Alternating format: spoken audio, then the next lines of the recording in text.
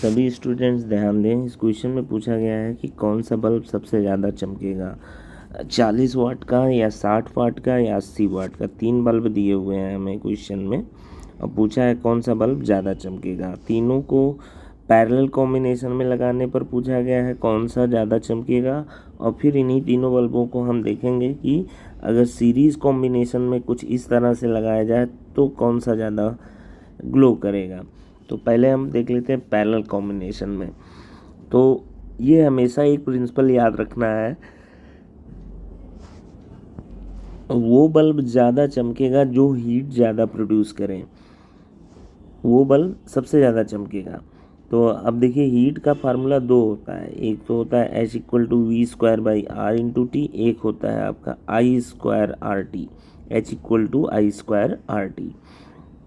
इन दोनों फार्मूलों में हमें यदि पैरेलल कॉम्बिनेशन में आपने लगा रखा है बल्बों को, यदि पैरेलल कॉम्बिनेशन में लगा रखा है तो हमें पहला वाला फार्मूला यूज करना चाहिए, ये वाला फार्मूला। और यदि सीरीज़ में है तो आपका सेकंड वाला फार्मूला यूज करना है। रीज़न क्या है, देखिए यदि पैरेलल कॉम्बिनेशन में है तो चूंकि V, देखिए V कांस्टेंट होगा तीनों बल्बों के क्रॉस पोटेंशियल, अगर V कांस्टेंट होगा तो इस फार्मूले में पहले वाले में देखिए ज़रा ध्यान से, H टोटली किस पे डिपेंड करेगा, H हमारा टोटली किस पे डिपेंड करेगा, R पर डिपेंड करेगा।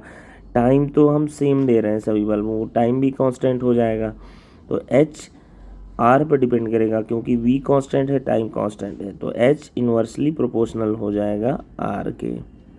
ये चीज़ आपको देखना है।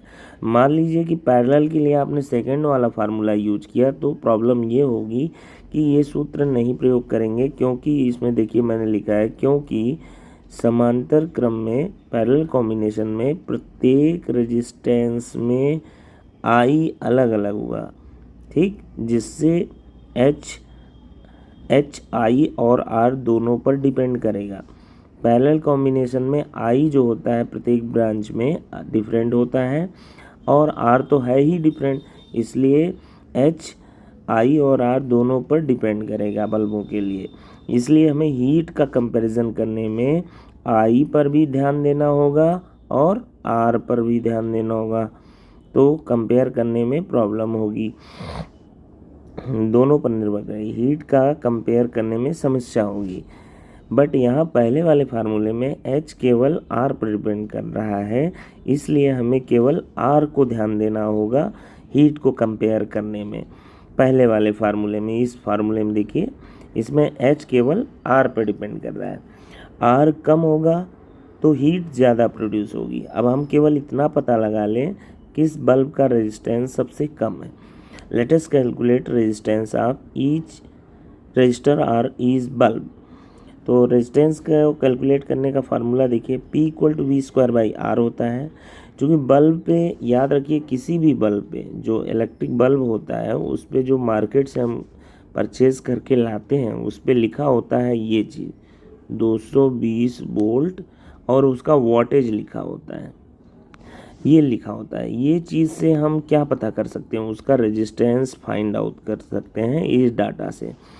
तो इस डाटा में R निकालिए, इस फार्मूले में देखिए ज़रा, इस फार्मूले से हम रेजिस्टेंस निकालने जा रहे हैं। रेजिस्टेंस हो जाएगा R को ऊपर ले जाइए और P को नीचे ले आइए, तो R ऊपर जाएगा, R=V² क्या हो जाएगा, P हो जाएगा। ये हो गया रेजिस्टेंस का फार्मूला। अब इससे पहले बल्ब का रेजिस्टेंस 40 वाट के लिए वोल्टेज है 220 और पावर है 40, तो यहाँ से रेजिस्टेंस R1 आ गया, इसी प्रकार R2 आ गया, इसी प्रकार R3 आ गया। यहाँ से क्लियरली विजिबल है कि R3 जो है सबसे कम है, R3 सबसे कम है, इसलिए ऊपर के हिसाब से, ये फार्मूले के हिसाब से देखिए H=1/R के R3 सबसे कम है।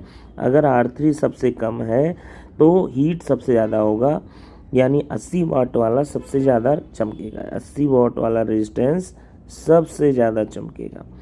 जबकि सीरीज़ में देखिए, इनको तीनों को सीरीज़ में अगर ऐड करते हैं तो 40 वाट वाला सबसे ज़्यादा चमकेगा। देखिए अब की बार हम फार्मूला ये यूज करेंगे H=I²RT।